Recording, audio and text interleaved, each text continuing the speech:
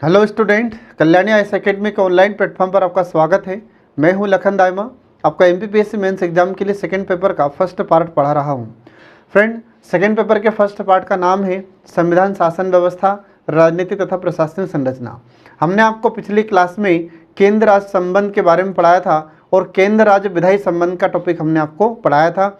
आज हम आपको पढ़ाएंगे केंद्र राज्य प्रशासनिक संबंध। तो चलिए इसमें शुरू करते हैं। केंद्र राज्य प्रशासनिक संबंध, जिसे हम कार्यकारी संबंध के नाम से भी जानते हैं। इसका अर्थ क्या होता है फ्रेंड? तो इसका अर्थ आपको ध्यान रखना है कि प्रशासनिक संबंधों से तात्पर्य केंद्र सरकार और राज्य सरकारों के बीच कार्यपालिका संबंधी तालमेल से होता है। अब कार्यपालिका किसे कहते हैं?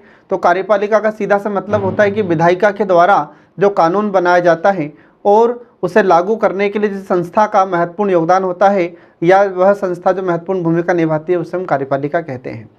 तो कार्यपालिका को लेकर हमारी केंद्र सरकार और हमारे राज्य सरकार के बीच में जो तालमेल होता है, जो सामंजस्य होता है, समन्वय होता है, उसी को हम प्रशासनिक संबंध कहते हैं। आ रहा समझ में? अब केंद्र सरकार के बीच में और राज्य सरकार के बीच में ये जो प्रशासनिक संबंध होते हैं, कार्यकारी संबंध होते हैं, इनका हमारे संविधान में प्रावधान कहाँ पर किया गया है?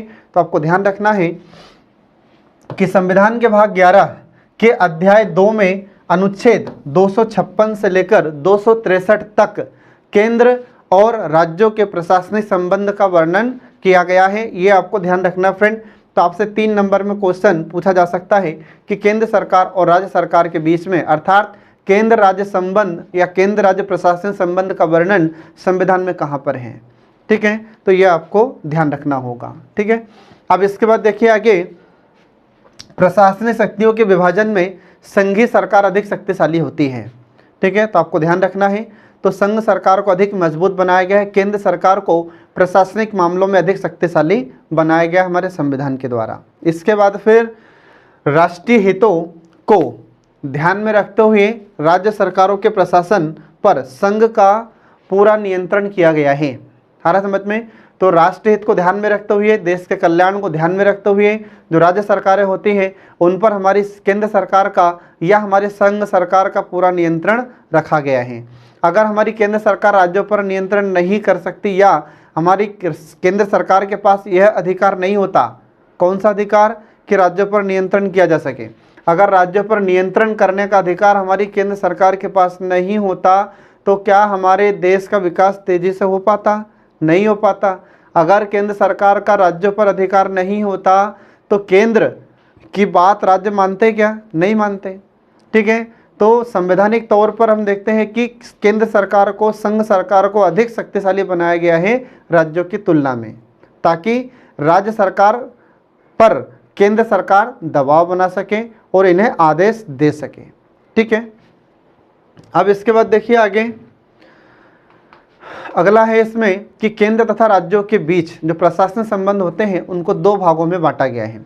तो केंद्र सरकार और राज्य सरकार के बीच में जो प्रशासनिक संबंध या कार्यकारी संबंध होते हैं इनको 2 भागों में बांटा गया है फ्रेंड। तो पहला है सामान्य काल में प्रशासनिक संबंध और दूसरा होता है आपातकाल में प्रशासनिक संबंध। ये 2 भाग में बांटा गया है।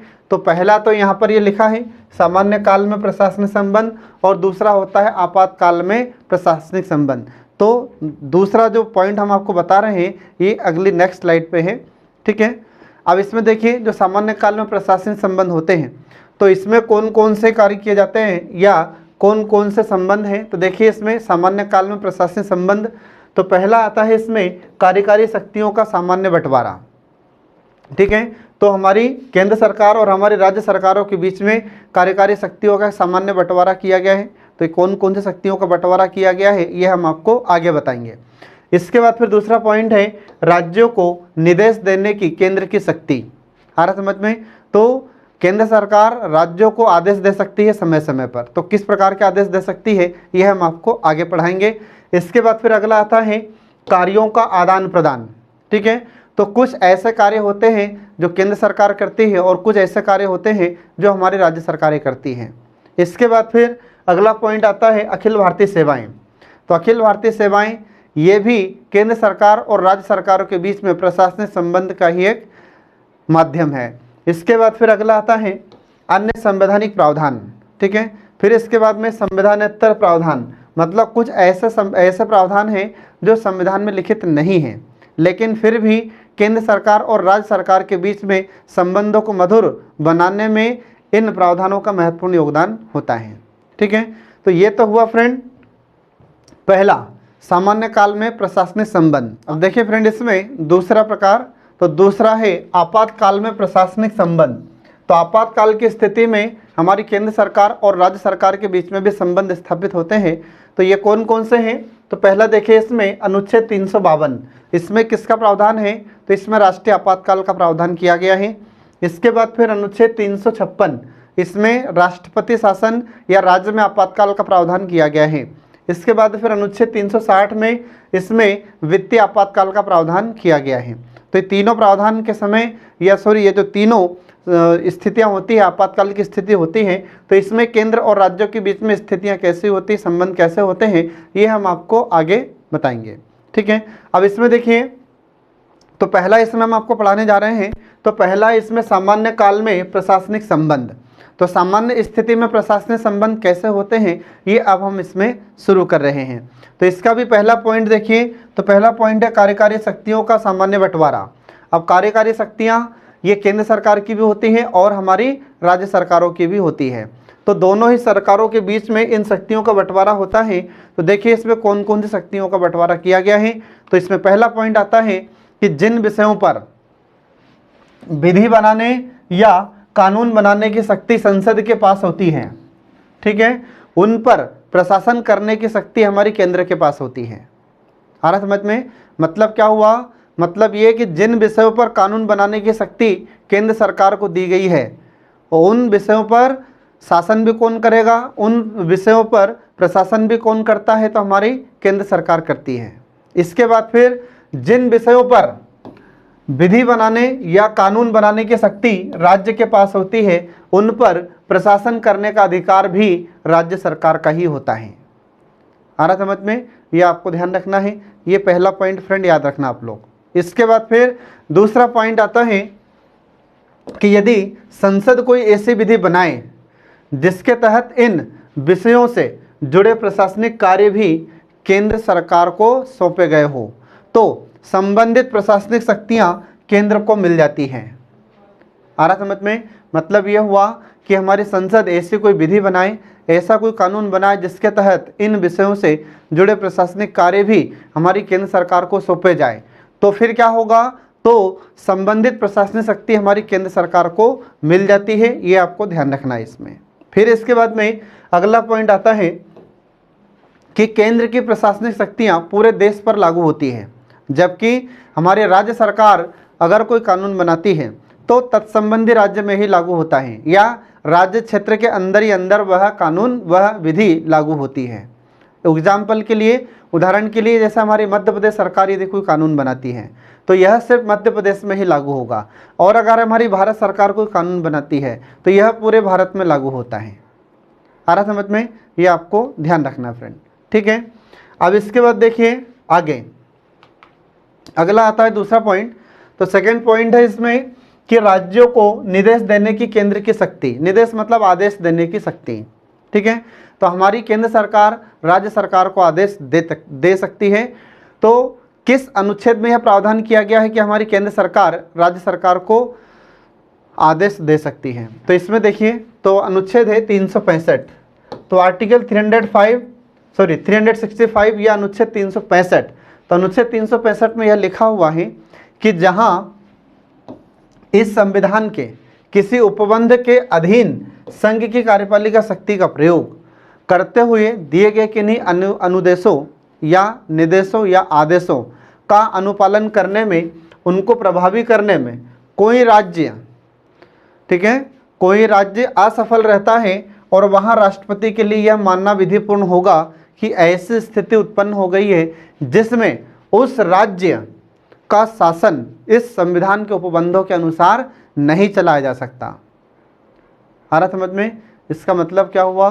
तो यह अनुच्छेद यह कहता है, इस अनुच्छेद में यह प्रावधान किया गया है कि जब हमारे राष्ट्रपति को यह पता हो जाए कि तत्संबंधी राज्य या वह राज्य जो ठीक से काम नहीं कर पा रहा है, और ऐसी स्थिति में हमारे राष्ट्रपति को अगर पता हो जाता है तो फिर क्या होगा?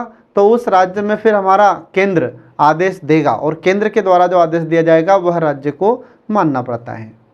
आ रहा समझ में, ये आपको ध्यान रखना है फ्रेंड।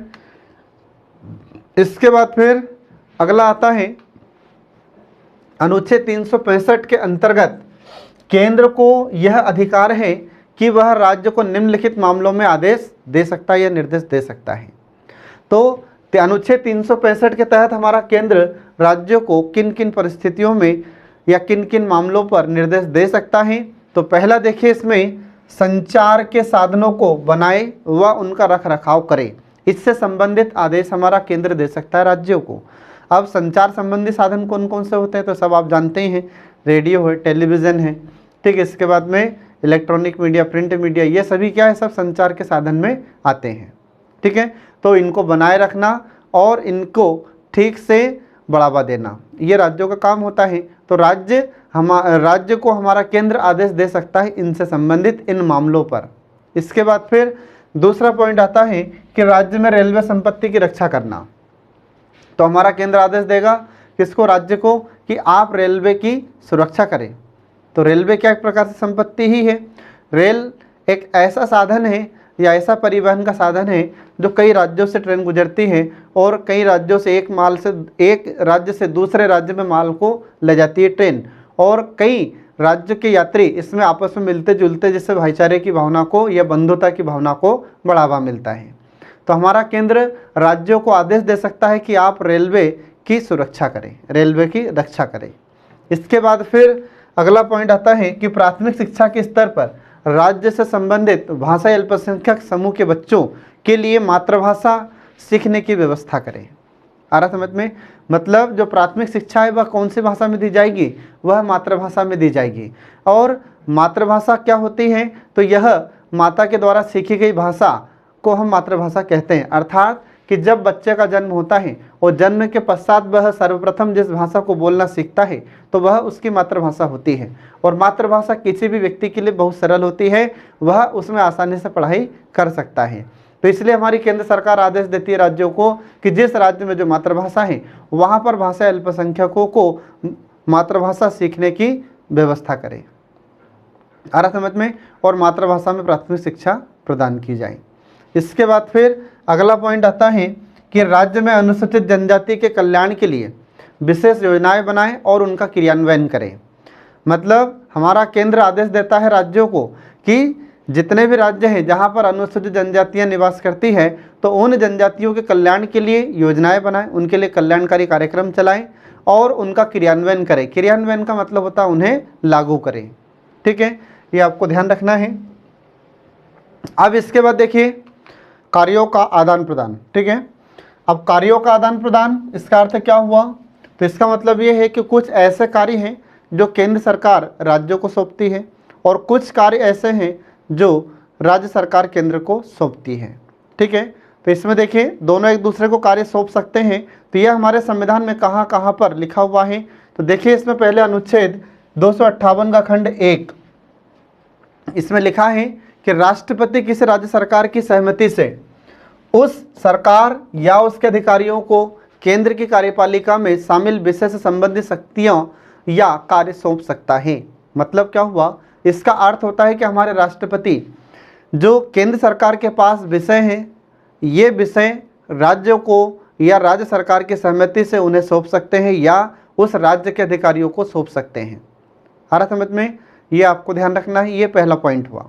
दूसरा है कि अनुच्छेद 258 का खंड 2, इसमें लिखा है कि संसद अपनी किसी विधि के तहत, मतलब अपने किसी कानून के तहत किसी राज्य को या राज्य सरकार को या उसके अधिकारियों को ऐसे कार्य या ऐसे शक्तियां सौंप सकती हैं जो वह उचित समझे, और चाहे फिर यह राज्य की सूची में सम्मिलित हो या न हो।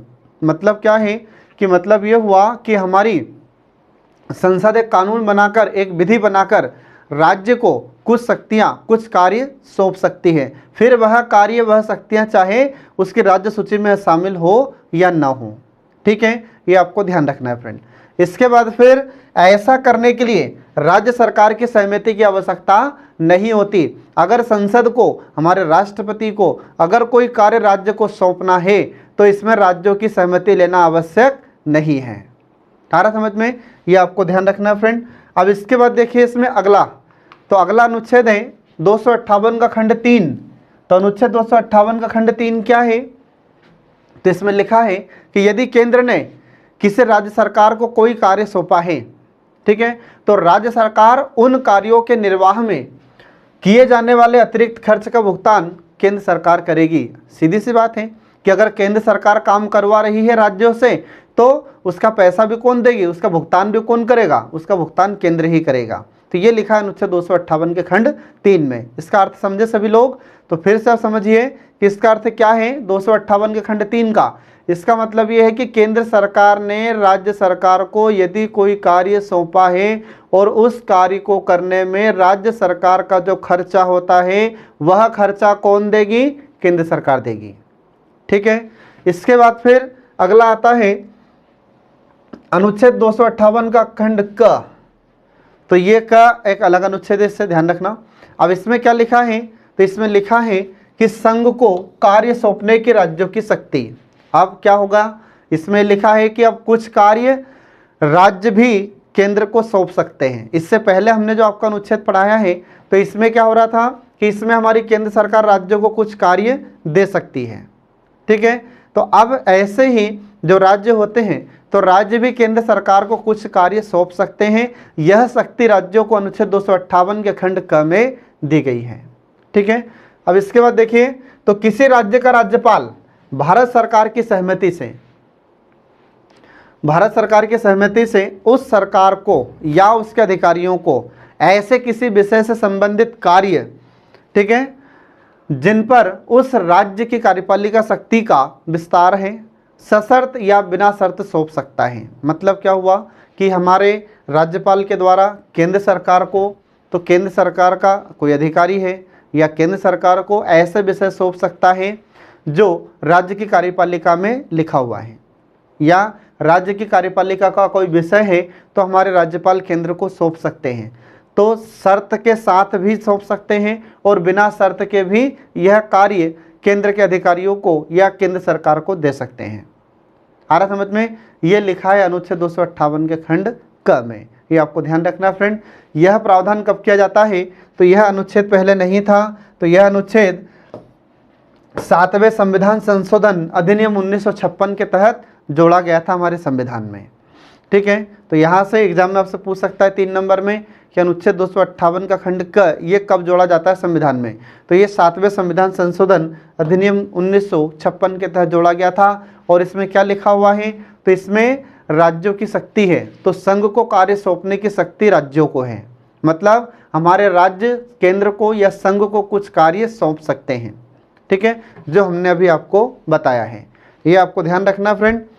अब इसके बाद देखिए इसमें आगे अगला आता है कि केंद्र और राज्यों के बीच सहयोग। तो केंद्र और राज्यों के बीच सहयोग, इसका मतलब क्या हो जाता है? तो संविधान में हमारे केंद्र सरकार और राज्य सरकार के बीच में सहयोग एवं समन्वय स्थापित करने के लिए कुछ महत्वपूर्ण बिंदु लिखे गए हैं संविधान के में। तो कौन कौन से इसमें बिंदु है महत्वपूर्ण जो आपको समझना जरूरी है? तो देखिए इसमें पहला पॉइंट, केंद्र सरकार और राज्य सरकार के बीच में सहयोग बना रहे। तो इसके लिए पहला पॉइंट है कि संसद किसी अंतर्राज्यीय नदी, ये अंतर्राज्यीय नदी क्या है? तो अंतर्राज्यीय का मतलब होता है कि जब कोई भी नदी एक राज्य से दूसरे राज्य में बहती है तो वह नदी क्या कहलाती है? तो वह नदी कहलाती है अंतर्राज्यीय नदी। ठीक है, ये आपको ध्यान रखना है। तो संसद किसी अंतर्राज्यीय नदी और नदी घाटी के पानी के प्रयोग, वितरण और नियंत्रण के संबंध में किसी विवाद या शिकायत पर न्याय निर्णय दे सकती है। यह हमारी संसद का कार्य होता है। तो हमारी संसद राज्यों के बीच में और केंद्र और राज्यों के बीच में सहयोग बनाए रखने में महत्वपूर्ण भूमिका निभाती है। ठीक है, तो ये पहला पॉइंट है फ्रेंड, आपको ध्यान रखना है। तो हमारे भारत में 2 या 2 से अधिक राज्यों के बीच में अगर नदी के जल को लेकर कोई विवाद है या पानी का प्रयोग कौन सा राज्य कितना करेगा, तो इससे संबंधित निर्णय भी हमारी संसद ही देती है। ठीक है, इसके बाद फिर अगला पॉइंट आता है कि हमारे राष्ट्रपति अनुच्छेद 263 के तहत केंद्र और राज्यों के बीच सामूहिक महत्व के विषयों की जांच और बहस के लिए एक अंतर्राज्यीय परिषद का गठन कर सकते हैं। और इस तरह की परिषद का गठन हमारे भारत में सन 1990 में किया गया था। आ रहा समझ में, ये आपको याद रखना फिर। तो इसमें क्या होता है, तो जो अंतर्राष्ट्रीय जल न्यायाधिकरण होता है यह क्या करता है, तो यह हमारे भारत में राज्यों के बीच में जो नदियों के जल को लेकर विवाद होता है उस जल के विवाद को सुलझाता है। आ रहा समझ में। तो इस राष्ट्रीय जल न्यायाधिकरण का गठन भी हमारे राष्ट्रपति के द्वारा किया जाता है। इसमें अध्यक्ष और सदस्यों की नियुक्ति हमारे राष्ट्रपति करते हैं। तो यह अनुच्छेद 263 में लिखा हुआ है। ठीक है, ये आपको ध्यान रखना फ्रेंड, इंपॉर्टेंट है, एग्जाम में आपसे पूछा भी जाता है कई बार। ठीक है, अब इसके बाद देखिए इसमें अगला पॉइंट। अब अगला इसमें आता है कि केंद्र एवं राज्यों में लोक अधिनियम रिकॉर्डों, इसके बाद में न्यायिक प्रक्रिया के संचालन के लिए भारत के भू क्षेत्र को पूर्ण विश्वास एवं साख प्रदान की जानी चाहिए। आ रहा समझ में। तो इसमें क्या होगा, तो इसमें हम देखते हैं कि हमारे केंद्र और राज्यों में लोक अधिनियम बनाए जाते हैं, मतलब जनता के कल्याण को ध्यान में रखते हुए अधिनियम बनाए जाते हैं। कुछ रिकॉर्ड होते हैं, कुछ न्यायिक प्रक्रिया, इन सभी के संचालन के लिए हमारे भारत के भूमि क्षेत्र या भारत के भू क्षेत्र को पूर्ण विश्वास और साख प्रदान की जानी चाहिए। तभी तो अधिनियम लागू होगा, तभी तो कोई भी कानून लागू होगा और तभी तो कोई भी योजना लागू होगी। आ रहा समझ में। इसके बाद फिर अगला है कि संसद संवैधानिक उद्देश्य से अंतर्राज्यीय व्यापार, अंतर्राज्यीय व्यापार का मतलब क्या है, यहाँ पर अंतर्राज्यीय का मतलब होता है एक से अधिक राज्यों के बीच में व्यापार। ठीक है, उसे कहा जाता है अंतर्राज्यीय व्यापार। तो वाणिज्य एवं अंतर संबंध की स्वतंत्रता व्यवस्था के तहत किसी प्राधिकरण का गठन कर सकती है। तो हमारे भारत में जो व्यापार होता है, एक राज्य से दूसरे राज्य के बीच में व्यापार होता है। इसके बाद फिर स्वतंत्रता संबंधित या स्वतंत्रता की व्यवस्था स्थापित करना हो तो ऐसे स्थिति में हमारी संसद के द्वारा एक प्राधिकरण का गठन कर सकती है। आ रहा समझ में। यह अधिकार हमारी संसद को दिया गया है, ये आपको ध्यान रखना है फ्रेंड। अब इसके बाद फिर देखिए अगला पॉइंट है अखिल भारतीय सेवाएं। तो अगला है अखिल भारतीय सेवाएं। अब ये अखिल भारतीय सेवा इसको क्यों कहा जाता है, तो इसका अर्थ हम आपको बताते हैं। तो अखिल भारतीय सेवाएं वे सेवाएं होती है जो हमारे पूरे भारत में इसके अधिकारी अपनी सेवा देते हैं। आ रहा समझ में। तो ये पूरे भारत में, क्योंकि अखिल का अर्थ ही क्या होता है, अखिल का मतलब होता है पूरा या पूरी या पूरे। तो भारत के किसी भी राज्य में इनको पदस्थ किया जा सकता है, इन अखिल भारतीय सेवाओं के अधिकारियों को। आ रहा समझ में। तो हमारे भारत में केंद्रीय एवं राज्य सेवाओं के अतिरिक्त एक अखिल भारतीय सेवा भी होती है। ठीक है, तो यह अखिल भारतीय सेवा हमारे भारत में 3 प्रकार की होती हैं जो मैं आपको आगे बताने वाला हूँ। अब इसके बाद देखिए कि जो अखिल भारतीय सेवाओं के लिए इनका चयन कौन करता है, इनका प्रशिक्षण कौन करता है। तो इनका चयन, इनका प्रशिक्षण, ये सब हमारी केंद्र सरकार के द्वारा ही किया जाता है। जबकि इनको अपनी सेवाएं कहाँ देनी पड़ती हैं, तो इनको अपनी सेवाएं राज्यों में भी देनी पड़ती हैं और केंद्र में भी देते हैं। तो दोनों में कैसे, तो जैसे हम देखते हैं कि जब किसी भी कैंडिडेट का या किसी भी व्यक्ति का यूपीएससी के माध्यम से सिलेक्शन होता है तो वह कलेक्टर बनता है। अब कलेक्टर बनेगा तो किसी भी राज्य का कलेक्टर रहेगा, फिर जब उसका प्रमोशन होगा तो असिस्टेंट सेक्रेटरी और फिर सेक्रेटरी बनता है। ठीक है, तो जब सेक्रेटरी बनेगा तो फिर यही सेक्रेटरी, राज्य का सेक्रेटरी कहाँ जाता है, सेंट्रल में जाता है। तो केंद्र सरकार के जो विभाग होते हैं उन विभागों का सचिव भी बनता है। तो यह सचिव फिर दोनों ही जगह अपनी सेवाएं देता है, केंद्र में भी और राज्य में भी। आ रहा समझ में, ये आपको ध्यान रखना है। तो ये केंद्र के अधीन भी और राज्य के अधीन भी कार्य करते हैं। जब राज्यों में कार्य करेंगे कलेक्टर के रूप में, जब ये कार्य करते हैं अखिल भारतीय सेवा के अधिकारी, तो यह क्या कहलाता है, यहाँ पर कलेक्टर होगा और इसको राज्य के अधीन कार्य करना होगा। और जब केंद्र में काम करेगा तो केंद्र सरकार के अधीन इसे काम कार्य करना पड़ता है। इसके बाद फिर अगला आता है कि राज्य सरकार के अधीन कार्य करते समय उन पर तात्कालिक नियंत्रण राज्य सरकार का होता है।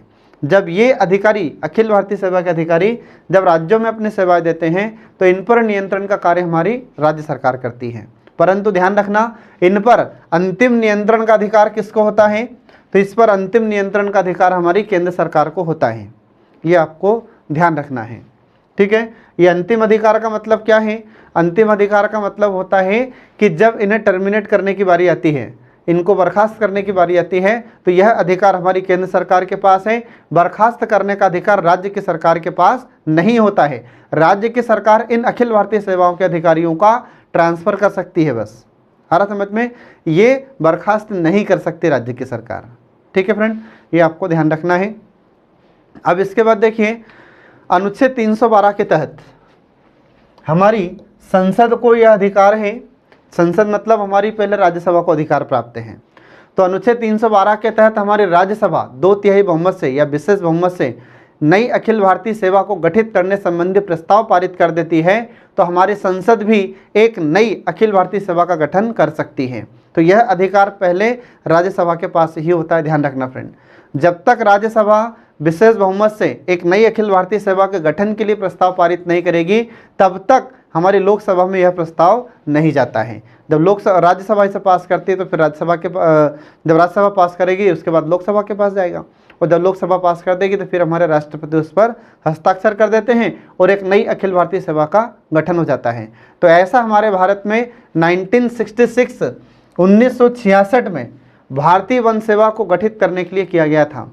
तो यह हमारे भारत की तीसरी अखिल भारतीय सेवा है फ्रेंड, याद रखना। वर्तमान में हमारे भारत में 3 अखिल भारतीय सेवाएं हैं। तो ये 3 अखिल भारतीय सेवाएं कौन कौन सी होती है? तो पहली होती है भारतीय प्रशासनिक सेवा, ऑल इंडिया सर्विसेज में अपन देखते हैं 3 प्रकार की सर्विसेज होती हैं। तो भारतीय प्रशासनिक सेवा इसको इंग्लिश में कहा जाता है इंडियन एडमिनिस्ट्रेटिव सर्विस, और दूसरी होती है भारतीय पुलिस सेवा, इसको इंग्लिश में कहते हैं इंडियन पुलिस सर्विस IPS, और इसको पहले वाले को IAS कहते हैं।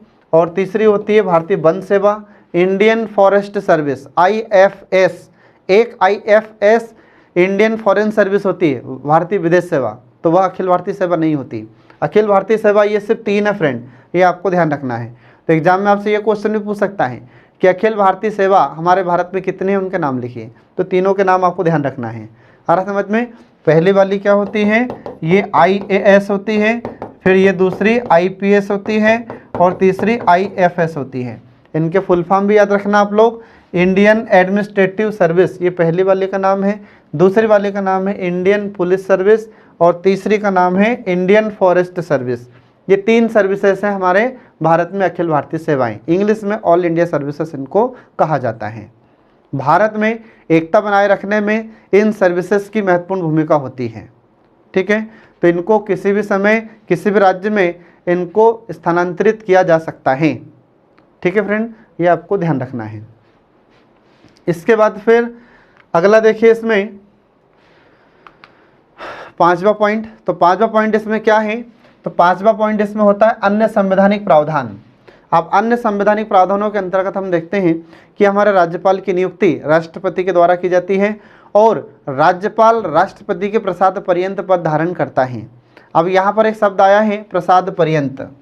तो प्रसाद पर्यंत का मतलब क्या होता है? तो जब तक हमारे राष्ट्रपति की कृपा होगी, जब तक हमारे राष्ट्रपति की इच्छा होगी, तब तक हमारे राज्यपाल पद पर रहते हैं, और जैसे राष्ट्रपति की इच्छा खत्म होती है वैसे ही राज्यपाल का पद समाप्त हो जाता है। इसलिए राष्ट्रपति के प्रसाद पर्यंत ये अपना पद धारण करते हैं राज्यपाल। आ रहा समझ में? ये आपको ध्यान रखना है फ्रेंड।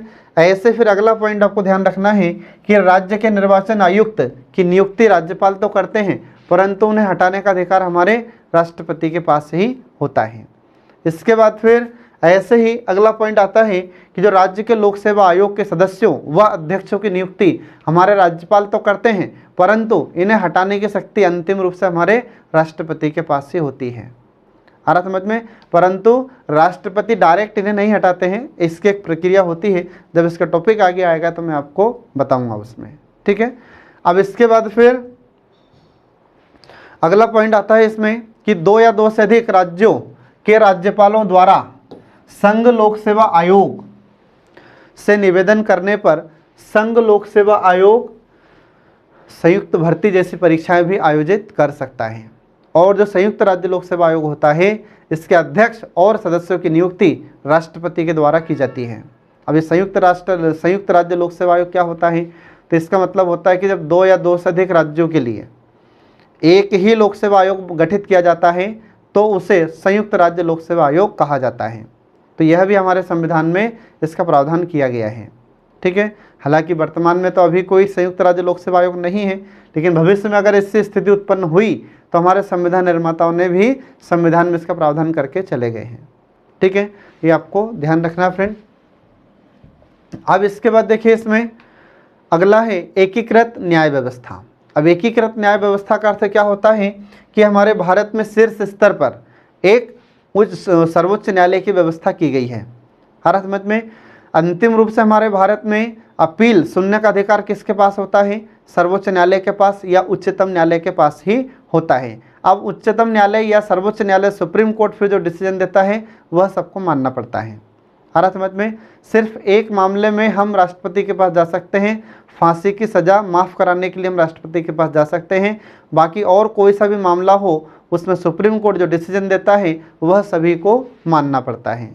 ठीक है, तो एकीकृत न्याय व्यवस्था के अंतर्गत हम देखते हैं कि संविधान ने एकीकृत न्याय व्यवस्था की स्थापना की है। इसमें उच्चतम न्यायालय या सर्वोच्च न्यायालय स्तर पर और उच्च न्यायालय इसके नीचे है, ध्यान रखना। तो जो उच्चतम न्यायालय होता है ये सर्वोच्च स्तर पर होता है, मतलब इससे ऊंचा और कोई फिर न्यायालय नहीं होता, और इसके अधीन रहकर कार्य करते हैं राज्यों के उच्च न्यायालय। तो हर राज्य के लिए एक उच्च न्यायालय की व्यवस्था हमारे भारतीय संविधान में की गई है, लेकिन हमारे भारत के लिए सिर्फ एक ही है सर्वोच्च न्यायालय, उच्चतम न्यायालय, जिसका मुख्यालय दिल्ली में है। ठीक है, अब इसके बाद फिर यह एकल व्यवस्था ही केंद्र एवं राज्य दोनों के विधानों, दोनों के कानूनों का पालन सुनिश्चित करती है। आ रहा समझ में, ये आपको ध्यान रखना है। और यह व्यवस्था पारस्परिक टकराव एवं भ्रांति को समाप्त करने के लिए अपनाई गई है। मतलब क्या हुआ? इसका मतलब ये होता है कि ये हमारे राज्यों के उच्च न्यायालय और सर्वोच्च न्यायालय, ये दोनों ही केंद्र एवं राज्यों के विधानों मतलब कानूनों या अधिनियमों का पालन सुनिश्चित कराते हैं। ये दोनों, उच्च न्यायालय और हमारा सर्वोच्च न्यायालय। आ रहा समझ में? और ऐसी व्यवस्था इसलिए की गई है ताकि जो पारस्परिक टकराव होता है वह टकराव ना हो, भ्रांति ना हो, इनको समाप्त करने के लिए यह एकीकृत न्याय व्यवस्था हमारे भारत में की गई है। यह आपको ध्यान रखना है फ्रेंड। ठीक है, अब इसके बाद फिर देखिए इसमें आगे, उच्च न्यायालय के न्यायाधीशों की नियुक्ति हमारे राष्ट्रपति के द्वारा की जाती है। सर्वोच्च न्यायालय के मुख्य न्यायाधीश तथा अन्य न्यायाधीशों की नियुक्ति भी हमारे राष्ट्रपति के द्वारा की जाती है। ठीक है, तो उच्च न्यायालय के न्यायाधीशों की नियुक्ति राष्ट्रपति करते हैं, परंतु किसकी सलाह पर? तो इसमें मुख्य न्यायाधीश और जो तत्संबंधी राज्यपाल होते हैं, तो तत्संबंधी राज्य के राज्यपाल की सलाह से हमारे राष्ट्रपति इन उच्च न्यायालय के न्यायाधीशों की नियुक्ति करते हैं।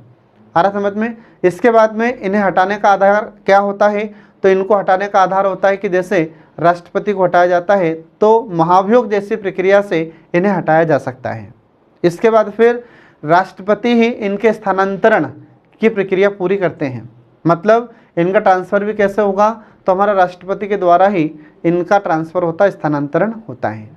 किसका? हमारे राज्यों के उच्च न्यायालय के न्यायाधीशों का। ठीक है, इसके बाद फिर संसद विधान बनाकर या कानून बनाकर दो या दो से अधिक राज्यों के लिए एक ही उच्च न्यायालय की स्थापना कर सकती है। ये आपको ध्यान रखना है। तो हमारे भारत में यह अधिकार संसद के पास है। ध्यान रखिएगा कि एक राज्य, दो या दो से अधिक राज्यों के लिए भी एक उच्च न्यायालय का गठन हमारी संसद कर सकती है। तो उदाहरण के लिए ऐसा कोई राज्य है हमारे पास, तो ऐसा हमारे भारत में महाराष्ट्र और गोवा राज्य है। तो महाराष्ट्र और गोवा राज्य दोनों के लिए एक ही उच्च न्यायालय होता है। और ऐसे ही जो पंजाब और हरियाणा होते हैं, तो पंजाब एवं हरियाणा दोनों राज्यों के लिए एक ही उच्च न्यायालय है। आ रहा समझ में? ये आपको ध्यान रखना है फ्रेंड। ठीक है, तो ऐसा प्रावधान हमारी संसद कर सकती है। इसके बाद फिर अगला आता है संविधानेतर प्रावधान। संविधानेतर प्रावधान का मतलब क्या हो जाता है कि संविधान के इतर, तो संविधान के इतर मतलब संविधान के अलावा भी कुछ प्रावधान किए गए हैं। आ रहा समझ में? तो आगे देखिए इसमें, तो संविधानेतर प्रावधान कौन कौन से होते हैं फ्रेंड?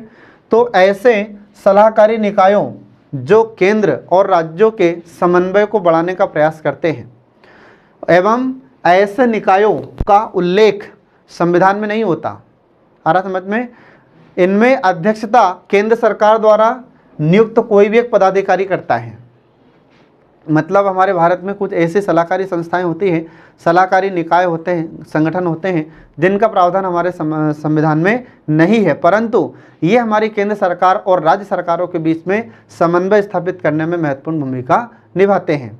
ठीक ठीक है। तो ऐसे जो संगठन होते हैं, जब इनका सम्मेलन होता है तो इनकी अध्यक्षता हमारे केंद्र सरकार का एक पदाधिकारी इनकी अध्यक्षता करता है। तो केंद्र सरकार के द्वारा कोई भी एक नियुक्त पदाधिकारी होगा और वह इन सम्मेलनों की अध्यक्षता करता है या इन संगठनों की अध्यक्षता करता है। हर समझ में, ये जितनी भी संस्थाएं हैं, निकाय हैं, तो इसका कोई ना कोई तो अध्यक्ष बनाया जाएगा। और ये अध्यक्ष किसके द्वारा बनाया जाता है, किसके द्वारा नियुक्त होता है, तो ये हमारी केंद्र सरकार के द्वारा ही अध्यक्ष होते हैं नियुक्त, और यही नियुक्त अध्यक्ष फिर इन संगठनों की, इन संस्थाओं की अध्यक्षता करते हैं। तो ऐसे कुछ आयोग, ऐसे कुछ संस्थाएं हमारे भारत में, परिषदें हैं, जिसमें देखिए तो नीति आयोग, इसका संविधान में कोई प्रावधान नहीं है, लेकिन ये हमारे भारत में केंद्र और राज्यों के बीच में समन्वय स्थापित करने में महत्वपूर्ण भूमिका निभाता है। इसके बाद फिर अगली आ जाती है राष्ट्रीय विकास परिषद। तो इसका भी संविधान में कोई प्रावधान नहीं है और इनके जो अध्यक्ष होते हैं ये हमारी केंद्र सरकार के द्वारा नियुक्त ही इसमें अध्यक्ष होते हैं। ठीक है। इसके बाद फिर राष्ट्रीय एकता परिषद, ऐसे विश्वविद्यालय अनुदान आयोग, केंद्रीय स्वास्थ्य परिषद और क्षेत्रीय परिषद। इसके अलावा और भी बहुत सारी संस्थाएं, आयोग और इसके बाद में परिषदें होती हैं जिनकी अध्यक्षता हमारे केंद्र सरकार के द्वारा नियुक्त एक अध्यक्ष करता है। ठीक है। अब इनका संविधान में कोई प्रावधान नहीं है, परंतु ये संस्थाएं, ये संगठन, ये निकाय हमारे भारत में केंद्र और राज्य सरकार के बीच में समन्वय स्थापित करने में महत्वपूर्ण भूमिका निभाते हैं। ठीक है। इसलिए इनको कहा जाता है संविधानेतर संगठन या निकाय। मतलब इनका संविधान में कोई प्रावधान नहीं है, परंतु फिर भी ये सलाहकार की भूमिका निभाते हैं, ये हमारे भारत में समन्वयकारी भूमिका निभाते हैं। ठीक है। अब इसके बाद देखिए आगे विभिन्न प्रकार के सम्मेलन। अब विभिन्न प्रकार के सम्मेलन कौन कौन से, जैसे राज्यपालों का सम्मेलन। तो जब राज्यपालों का सम्मेलन होता है तो इसकी अध्यक्षता कौन करते हैं, तो हमारे राष्ट्रपति इसकी अध्यक्षता करते हैं। ऐसे फिर मुख्यमंत्रियों का सम्मेलन होता है तो इसकी अध्यक्षता कौन करते हैं, तो ये हमारे भारत के प्रधानमंत्री करते हैं। ऐसे जब गृह मंत्रियों का सम्मेलन होता है तो इन गृह मंत्रियों का सम्मेलन की अध्यक्षता हमारे केंद्रीय गृह मंत्री करते हैं। ऐसे ही जब मुख्य सचिवों का या प्रमुख सचिवों का सम्मेलन होता है तो इसकी अध्यक्षता हमारे कैबिनेट मंत्री करते हैं। ठीक है। तो ये सब किस प्रकार के संबंध है फ्रेंड, तो ये सब हमारी केंद्र सरकार और राज्य सरकार के बीच में प्रशासनिक संबंध या कार्यकारी संबंध है। ठीक है, ये आपको ध्यान रखना है। अब इसके बाद देखिए इसमें आपातकाल में प्रशासनिक संबंध। अभी तक हमने जो आपको प्रशासनिक संबंध पढ़ाए हैं ये कैसे संबंध हैं, तो ये सामान्य स्थिति में केंद्र सरकार और राज्य सरकार के बीच में संबंध है। अब हम आपको जो पढ़ा रहे हैं ये आपातकाल में प्रशासनिक संबंध के बारे में पढ़ा रहे हैं। तो देखिए इसमें आपातकाल, तो आपातकाल में जो प्रशासनिक संबंध होते हैं तो इससे संबंधित अनुच्छेद आता है अनुच्छेद 352, इसके बाद आता है अनुच्छेद 356, फिर आता है अनुच्छेद 360। ठीक है, तो आपात की स्थिति का अर्थ क्या होता है, तो हमारे भारत में या भारत के किसी राज्य क्षेत्र में जब संकट की स्थिति उत्पन्न होती है तो उसे हम आपातकाल कहते हैं या आपात की स्थिति कहते हैं। और इस आपात की स्थिति में, आपात की घड़ी में, संकट की घड़ी में हमारे राष्ट्रपति को ये शक्तियां प्राप्त है। तो हमारे राष्ट्रपति अनुच्छेद 352 के तहत देश में राष्ट्रीय आपातकाल की घोषणा कर सकते हैं। अनुच्छेद 356 के तहत हमारे राष्ट्रपति राज्य में आपात की घोषणा कर सकते हैं, जिसे हम राष्ट्रपति शासन कहते हैं। और ऐसे ही जब भारत में वित्तीय स्थिति खराब हो जाती है या वित्त की समस्या उत्पन्न हो जाती है तो उस समय हमारे भारत में हमारे भारत के राष्ट्रपति अनुच्छेद 360 के तहत वित्तीय आपातकाल की घोषणा कर सकते हैं।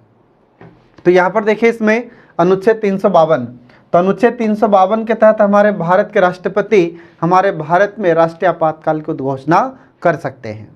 ठीक है, और जब हमारे राष्ट्रपति के द्वारा ये राष्ट्रीय आपातकाल की घोषणा कर दी जाती है तो इस समय क्या होता है, तो इस समय हमारी केंद्र सरकार को यह शक्ति प्राप्त होती है कि किसी भी विषय पर राज्य सरकार को आदेश दे सकती है।